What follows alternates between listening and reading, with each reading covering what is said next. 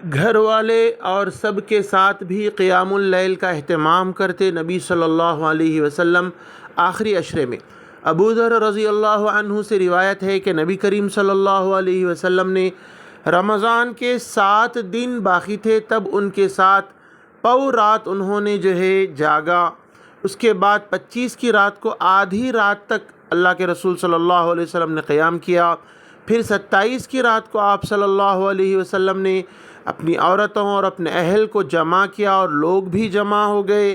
फिर उनके साथ क़याम किया, यहाँ तक कि हमें ख़दशा हुआ कि कहीं हमसे सहरी न छूट जाए।